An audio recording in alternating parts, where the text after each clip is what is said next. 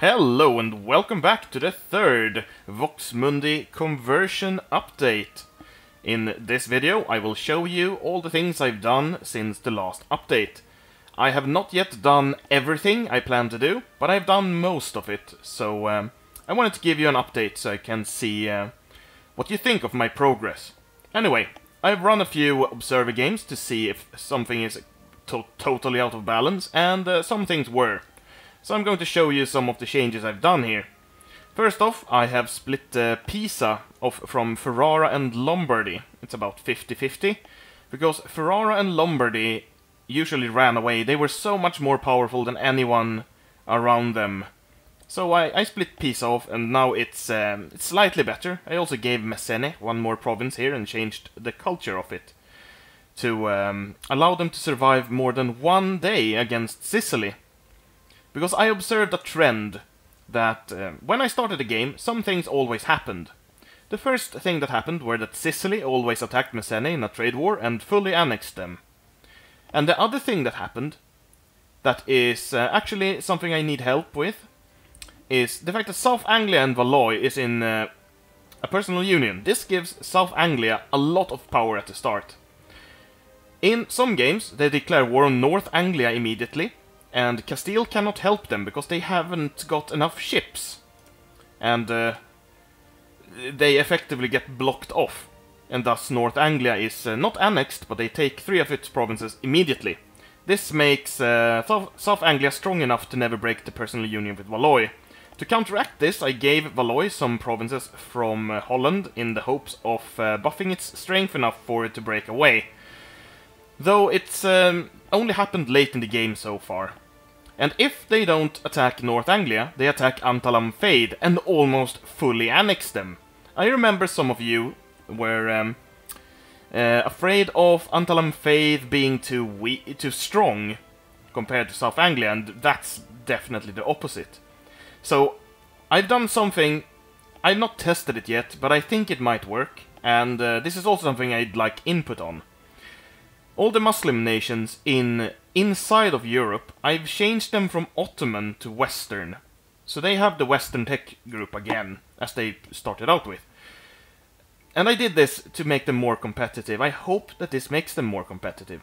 I also made Antalam Fade and Creoch allied from the very start. They used to rival each other immediately, which was incredibly detrimental to the survival of the two states.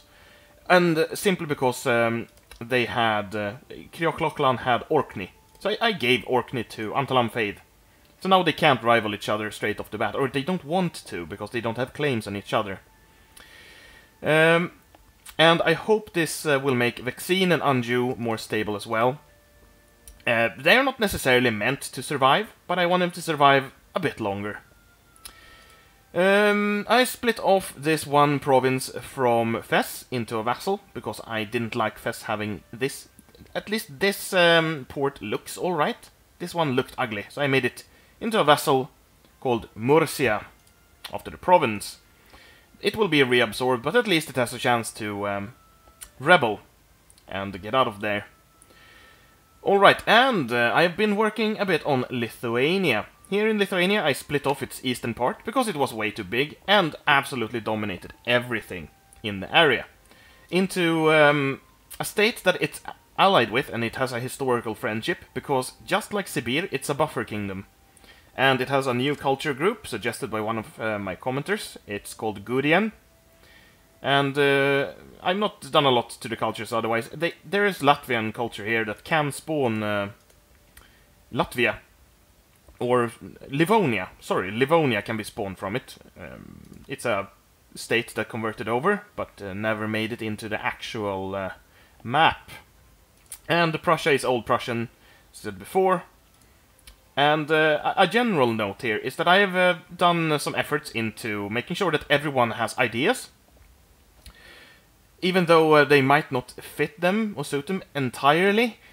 I wanted to run my test games with the nations having ideas. So for example, Jämtland here has Swedish ideas, and Prussia has Lithuanian ideas.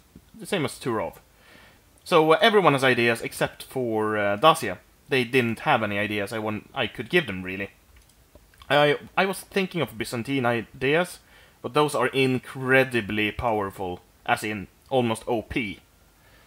I might make a new idea group for these guys if I get some suggestions from the comments. Otherwise, I will probably either leave them as national, you know, the standard national ideas, or give them Serbian ideas, or Hungarian, or something like it, something in this general area.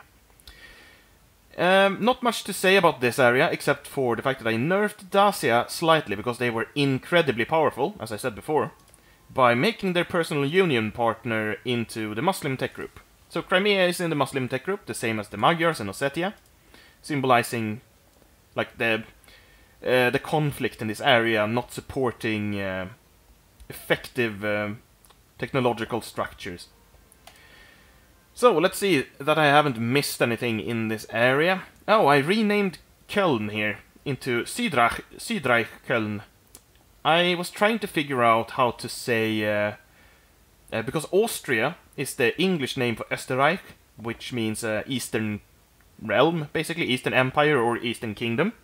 So I wanted to have an equivalent, but I couldn't really get it to work, so I just have it in German instead. So it's Südreich Köln, which looks weird next to Austria, so this is anglicized and this is not, but it's not that important, is it?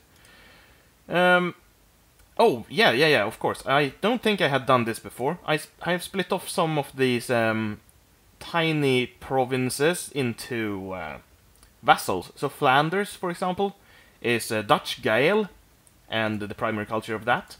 So they are a little vassal here. The same with Cornwall. They have a new culture here called Cornish. As you can see, Cornish and Dutch Gael is in the Irish group, together with Norse Gael. This is a very spread out culture. Irish, what's the group called? It's called Celtic. The Celtic group is very spread out. Anyway, I think that does it for Europe. I've changed some nation colors around, you might be able to tell. For example, Sibir, I've changed the color of Sibir, but then, apart from that, I've not done much here.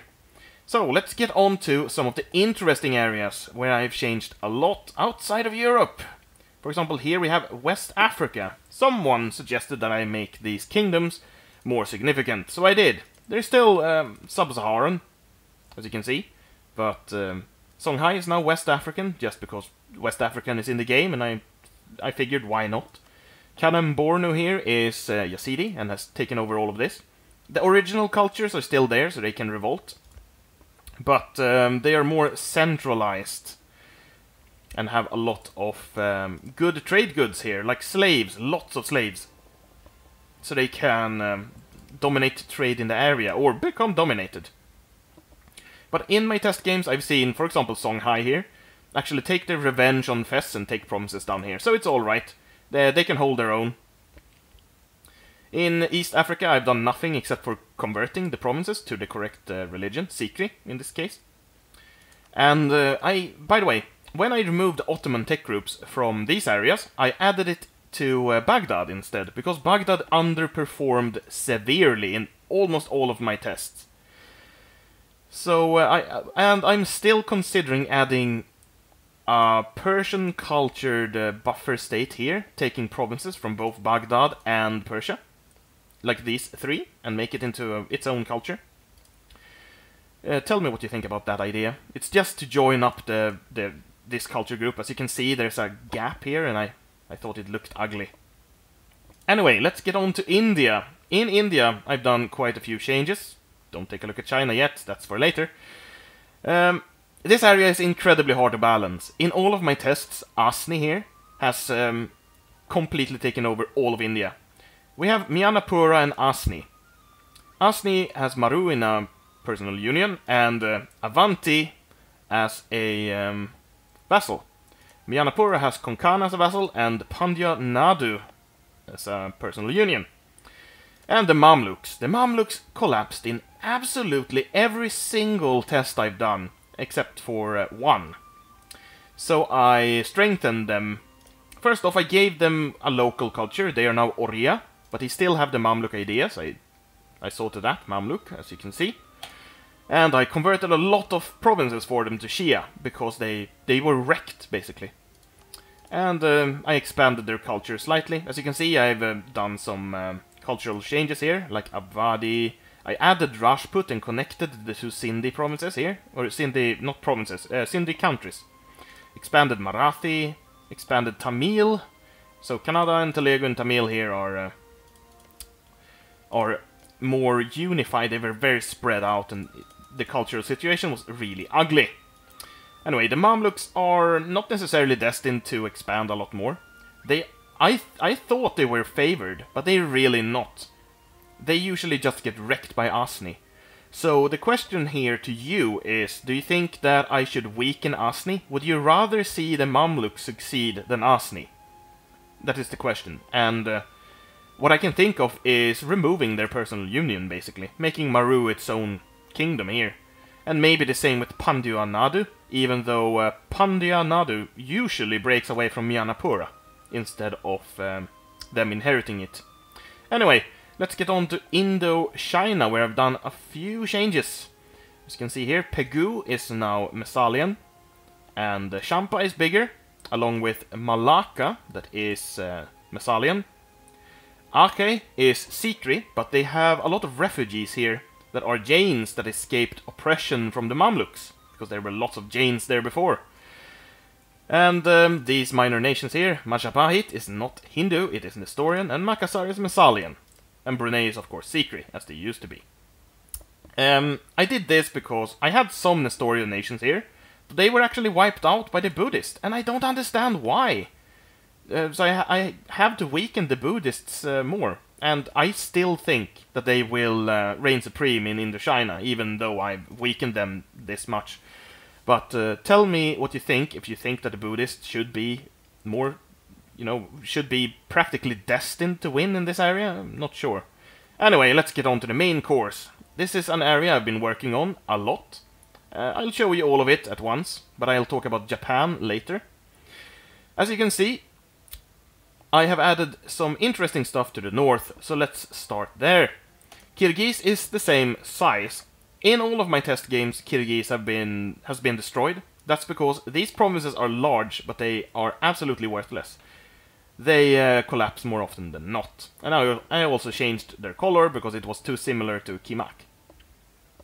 And as you may know, I removed the Oirats from here. And instead, they have migrated eastwards. They occupy an area that used to be wasteland, not wasteland, sorry, uncolonized. And they have spread out very far, and they have even taken parts of Japan in an invasion. I'll get to that later. Anyway, Mongolia and Manchu are here. I've actually not run a test game with them split. I had Mongolia unified with Manchu from the very start, but they were too powerful and took over all of China. So I split them in two again, and let's see if they are less powerful this time. Someone talked to me in length about Korea, and I strengthened Korea, because Korea had they had a greater success in defending themselves from the hordes than in our timeline. So they kind of expanded to these neighboring provinces and set up defenses there. The only thing that they have going against them is the religious situation. The religious situation in Korea is abysmal. The Mastakis are flooding in, and from the south they've got an influx of Nestorian refugees that come on trade ships. I'll get back to the religious map mode in just a second. Anyway, these nations are all rather familiar. Here, on the other hand, I've actually handcrafted all of these new nations, you see, including flags and other stuff, basically. And I wanted to make China really, really shattered, just like France back in Europe. As you know, France is split between Hellenics and Sunnis and Fraticellis, Cathars and Karites and Bogomilists and whatever. So in China we have lots of different states, and they're all fighting for supremacy. I've not yet done any missions or events or anything, but they've done a good job so far of unifying, even without me explicitly making events for them to do so. Here in the west we have Sun, that splits Tibet and part of China with Bhutan, because Tibet is not here. Sun is a Mazdaki country, because Mazdakis are flooding downwards here and converting them.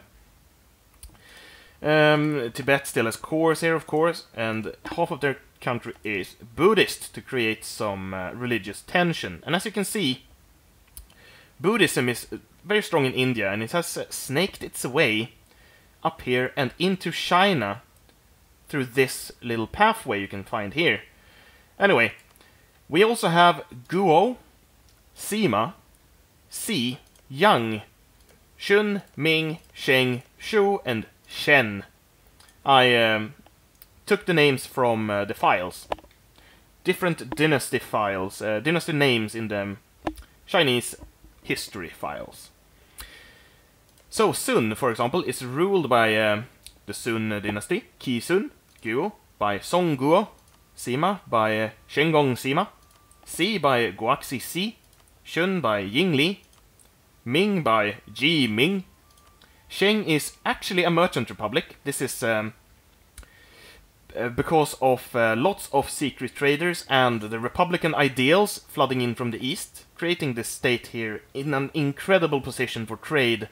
They own Guangzhou and Taiwan, and Macau, all excellent trade provinces. And they are led by Cao Sui Sheng. And then we have Shu, ruled by Yuji Wu. And Shen is a noble republic, which is different from a merchant republic, but they are more directly related to the republican ideals and the Nestorianism, flooding in from the east, being Nestorian themselves. And they're ruled by Jianjun Shen, and Yang is also Nestorian in religion, but they are a kingdom. So we have two republics, the rest are kingdoms, and the religious situation in its entirety looks like this. As you can see, there's Buddhism coming in from the south and from the east and from the north. We have Nestorianism entering China from the east. We have Sikri along the coast. I'm experimenting with a number of Sikri provinces here. I'm not sure if I'm actually willing to have this many. But on the other hand, we have nations that have converted to Sikri without converting the populace. Shun, for example, is Sikri. And we have two traditional Confucian kingdoms. We have Ming and we have Si. And Sima here is Buddhist. And Guo is Zoroastrian. We also have some Messalian heretics here. They usually get converted away really fast, but I wanted to have them there in case they revolted and converted something, which would make my day, to be honest. So this area is incredibly interesting in my test games, and I would love to hear what you think of it, because it's definitely not final. If you don't like the setup here, I can change it. I could even add more nations, though note that the provinces are very weirdly shaped here. They're very long, as you can see, like they're very like straight lines, so it's hard to make something that looks really good. This will of course change in Art of War, so let's enjoy this while it lasts. Enjoy is used ironically there. Anyway, if we take a look at Japan, I got lots of different suggestions for Japan, everything from like what happens if the Oirat Horde invades to what happens if no one invaded. And of course, everyone died in the cataclysmic event. So I mixed all of the ideas. This is not final, by the way. If you really hate this setup, please tell me in the comments and tell me what I should change. But I wanted to get a balance here, like in China. They are not a shogunate here, they're all independent kingdoms. We have Auchi, that are Nestorian. We have Hosokawa, they are Sikri. We have Shiba, Shinto, and the Ikko-Ikki, that are Buddhist. And the Oirats here have invaded, but they can usually never hold on to this. So this is basically just, let's see, date. I'm going to add a date core here as well. A Japanese Mazdaki nation. So they have lots of religions in Japan, though it's mostly Shinto. And in every single test game except for one, Shinto has been dominant. they have taken back the Nestorian and Seeker parts and converted them back, so don't worry if you really dislike Seeker and Nestorian here. I can always change it later. So, I mean, that's the brunt of what I've done here in Asia, and I hope you like it, but if you have any suggestions for what I could change here, please tell me in the comments. I really enjoy editing this area because the provinces that are converted over from CK2 has lots of crap in them, because the converter like adds a billion different remove core of every possible nation in the world except for this one and stuff. So if you want to add like Cyprus core, you can't just add a core in the file, you also need to remove the line that says remove core Cyprus. And usually there's like 3 or 4 of them in the province. Anyway, these are hard to edit. These ones are really easy because they only have one line that you need to edit. And let me think of something else to talk about. Yes, of course, I cannot forget this. Sheng here actually picks exploration ideas as its first group. And so far in my test games, they have colonized the Philippines and parts of Australia. They have not reached this coast here. I am thinking of actually giving them something, but I'm not sure of what. By the way, in my tests I made a new idea group for all of these Chinese nations.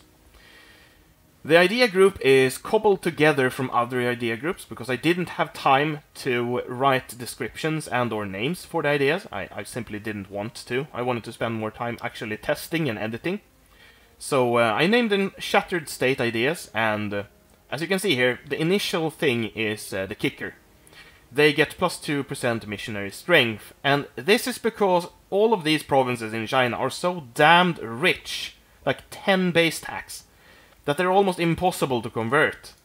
So instead of giving everyone here like religious ideas to start out with, they instead get +2% conversion chance, which would be overpowered in any other part of the world, but not in China. So they actually, it still takes 90 months or something to convert the biggest provinces, but for example Nanjing here takes I think 160 months, but Anqing and Nanchang can be converted in 60 months, so that's much more doable by poor Shun here that is in such a precarious situation anyway. So let me talk more about colonization. Right now the following nations will colonize: Treoclochlan, Jämtland, Själland, the Fraticelli Papacy, Valois, South Anglia, North Anglia, Antalamfeid, Castile, Seville, Fez, Ferrara, Obaleporoka, Alexandria, Oman, and lastly, which one? I know I gave it to one more nation. I think it might be Anjou. Yeah, I think it's Anjou or Toulouse, one of these two. That's exploration ideas as well. In the test games, Castile and Seville, actually Seville took most of it, so I had to nerf their ability to colonize by removing expansion ideas. They will still colonize first, most likely, but at least the other ones have more of a chance. I simply want to see lots of colonization of the New World. I love the colonization aspect of this game, and especially colonial nations, because you can play with their names. I have an entire mod dedicated to giving colonial nations awesome names, so that's mainly why. Anyway, there's one last thing I wanted to show you, and that is that I converted the Icelandic landing here in Beothuk to a proper nation. This is work in progress. I am not done here, though it's a very hard area to actually work in, I have to say. Vinland is an eastern tech nation that starts off by taking expansion ideas. And they actually pick them rather late and start expanding very late for some reason. I don't know why. It's some kind of AI quirk that they don't want to colonize too early or something.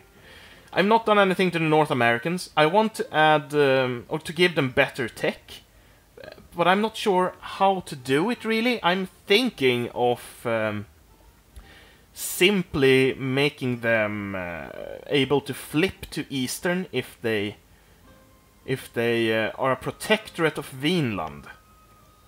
If that sounds good to you, then I'll do that, because the thing is, I don't want North America to be entirely colonized by the North Americans. I want to have a race for America. I want to see lots of colonial nations and all manner of things here.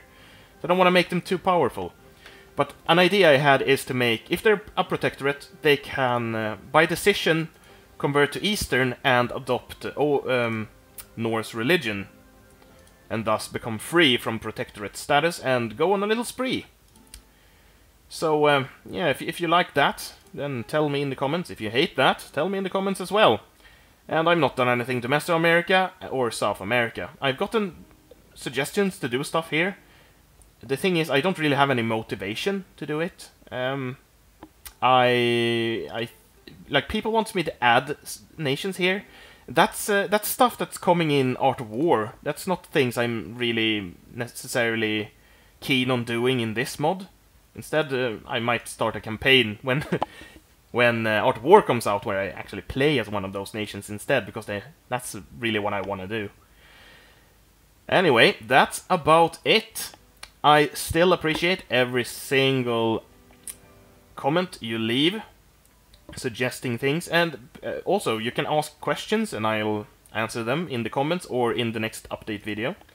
What I have left to do now is any potential events that you'd like to see, custom idea groups, if you think like one area of the world should have a custom idea group, like China, and you know, stuff like that. Events, idea groups, etc. Anyway, thank you for watching, and I'll see you again soon.